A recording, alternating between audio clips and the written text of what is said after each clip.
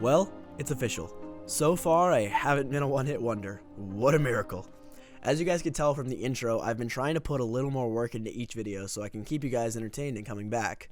For the first time in my YouTube career, the pipe dream seems possible. And a lot of you are saying, yo, thanks for reading the comments and responding that most of the big creators don't do that. Well, I'm not a big creator. Yet. I feel like I owe it to all of you to listen and hear what you're saying, because at the end of the day, it is all of you that put me in this position. Y'all deem me worthy or something, I don't know. But just wanted to put out that I'm going to try and upload a video a week, just because I enjoy making these videos and I love seeing good reactions from all of you. Much love. Time for another one of Poppy Law's organized rants. There are a few things that are underrated within the MCU. Age of Ultron, Iron Man 3, but in my opinion, the most underrated is the Netflix Daredevil TV show. Daredevil has always been one of my favorite superheroes. Probably my favorite. I low-key had an obsession with him. I think there was a point in time where he was my phone wallpaper, my phone case, a sticker of him on the back of my car, 3 posters on my wall. I might have had a problem. But we aren't here to talk about me. We are here to talk about my favorite scene from the series. And honestly, there are too many to count. Most everyone's is the hallway scene. The one long continuation of that fight paired with the realness of an actual fight, it just gave it a vibe that most shows cannot replicate. It could be the scene in Season 2 where Daredevil fights off the biker gang while putting the Punisher in the elevator to avoid him getting hurt. Yes, those are beautiful scenes, but one stood out to me the most, and it wasn't an action scene. It was more a scene that gave a deeper meaning to the arcs of the characters and the story. In Season 2, Episode 4, the graveyard scene. A scene that embodies amazing acting, fierce emotions, and something that can leave an imprint in your mind unlike any other. To explain this scene properly, I need to provide a little bit of context. Frank Castle, when looked at the surface, is a killer. A badass killer if I might say so myself, but a killer nonetheless. But Frank actually has a tragic backstory when you fully watch the shows and read the comics. In the show, right before the graveyard scene, Frank had been captured and started to be tortured by Finn's henchmen. I think this pre-scene develops his character immensely. It shows that Frank has nothing left to lose. His family was killed right in front of him by multiple different gangs.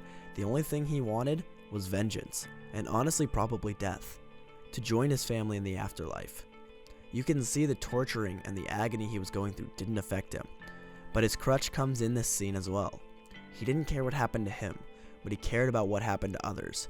He was not actively trying to escape. That is until Finn threatened to do whatever he did to Frank, double to the dog. Now it wasn't just him. Someone else is going to get hurt for what he did, and even if it is just a dog, it's still something that he cares about. He knew Finn was going to find the money regardless, and that's why he wired it with a bomb. As soon as the dog came into the picture though, it became personal. That is the moment he decided to try escaping, at all costs, even if that means making himself bleed to loosen the duct tape. He escapes with Daredevil beaten and bloody, barely able to walk. This pre-scene developed Frank as an anti-hero, and a love-hate relationship between him and Matt. Obviously, the rooftop scene really develops that, which is my second favorite scene in the show, by the way. But I feel this one is the one that showed that Matt understood. Everyone always says actions speak louder than words, and this scene proves that because, on the rooftop, Matt hated how Frank handled people. But Matt wouldn't have saved Frank a second time if he didn't see some validity in his statements. And that brings me to the graveyard. John Bernthal, in my opinion, is the living embodiment of Frank Castle. Just like Robert Downey Jr. is Tony Stark and Hugh Jackman is the Wolverine. It's on that level for me, and his performance along with Charlie Cox as Matt Murdock blew me away. This scene left me in tears, which is something kind of crazy for me because I don't cry very often, especially to TV shows. Tony Stark is a different story, but we are here to talk about Matt and Frank. In my opinion, the scene's tone, or mood, starts with a mutual understanding. Matt had saved Frank and dragged him to this cemetery. In the process of this, he had contacted the police. Frank knew this. He also knew that he probably wouldn't have gotten out of that situation without Matt helping him. There was respect between the two. Even though that they have very different methods of handling these types of things, they respected each other. Matt then opens with the question. I think the question is important because Matt wants to learn about Frank. This is the chance he's giving him. He is trying to find the humanity in a person that could brutally kill so many people and have no remorse for what he's doing. That rhyme. What's it mean? What'd you say? Thing you say. Right before you pull the trigger. Part of me feels that the beginning of Frank's character arc is that he doesn't want to be seen as human. He wants to be alone. He was very confused and partially angry that Matt was able to hear him. But back to the respect that they developed between each other, Frank is open with him. It was his daughter's favorite book. Why would someone say that right before they kill someone though? Well, in the beginning of Frank's monologue, he starts by telling his coming home story. As a military brat, coming home is one of the most special moments a person can have. And in my case, the drive to the airport, I was barely able to contain my excitement, and the payoff when I was finally reunited was an emotion that I can never replicate. I personally connected with this scene. So, as Frank starts his monologue, it's already high in emotion. He was afraid that a moment so perfect could be ruined by fate. He was afraid that Kept thinking God was gonna pull the rug out from under us, you know? Shit, that's just kind of funny, you know? there's no music, and I think that's on purpose. Music plays a powerful role in storytelling, and right now, it is telling us to listen. Matt isn't saying a word. All he wants to do is listen. Frank is obviously having a hard time telling the story, going back to those memories. But he doesn't really start crying until he mentions, "She was holding me up on my feet." His family held him up when he couldn't stand for himself, and that was taken away from him. That's why he really starts crying in this moment. I don't think the scenery was a coincidence either. They are in a graveyard talking about his dead family. I think the director of this show is very particular in choosing the setting and the timing in season 2 to have this scene. It shows a mold in the arc of the Punisher and creates depth to Frank. Frank then begins talking about how his daughter begged him to read her favorite book to him, begged and pleaded for him to read to her, and he said no. This is when the music kicks in. It adds the emotion of the dark chords. And notice, Frank isn't choking up saying that he said no. He's just numb.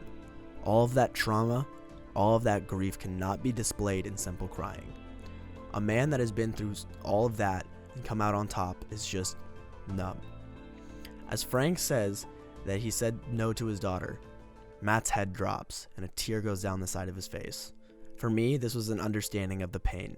The Punisher does what he does so that it can never happen to anyone again. And Matt does it to serve justice in the form of the law. Even if that means beating up people to get answers. And that's the theme of all of season 2, is Matt's internal struggle. Am I just like him? Is my way better than his? It's understandable as well. At the end of this scene, he decides to give Blake Tower the credit. In this moment, he understands that vigilante is the opposite of the law and is no better than the Punisher, even if he doesn't kill. But what Blake says to him before he lets him go. I don't know what you are, but I know you ain't him. Lets Matt know that he is doing the right thing. This scene embodies two broken men. Two men that have developed a mutual understanding of each other. Not through fighting or holding a gun to the other's head, but by talking and listening to what the other has to say. The psychological horrors that Frank went through has left him beaten and broken in mind. Obviously the man can fight, but after this conversation with Matt, I think he finally realized what he was fighting for.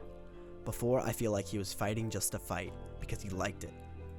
Saying it was okay because he was doing it for his family. But if you listen, what he says to Matt multiple times throughout this conversation is this phrase. I think I might cash out. I think I'm done. I think I'm done. And it holds a much deeper meaning. He is getting tired of fighting because he likes it. He is getting tired of claiming that his family's the reason he's fighting. And that's why he let himself get turned in.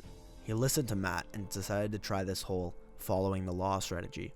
Obviously, it doesn't end up working. You call me the Punisher, ain't that right? The big bad Punisher. Here I am! You want it? Remove the witness. I am the Punisher! I'm right here! You want it? I'll give it to you! But he gave it a shot. And that's when Matt questions if the law is the right way to go. The Punisher doesn't just kill to kill anymore. He has a code. He's always had a code, but more so now. It just brings light to two different ways of handling things. Matt learned why Frank is the way he is, and Frank learned a new way of looking at these situations. Two people who had to question if their internal compass was wrong, not only in this scene, but throughout the season. It was a new beginning for both of them. Hey guys, thanks for watching. If you liked my content and you want to see more, hit that sub button. And if you have some suggestions, join my Discord. We've got a lot of new faces in there, and it's nice to see everyone being so nice. Anyway, I'll see you all next week with a brand new video.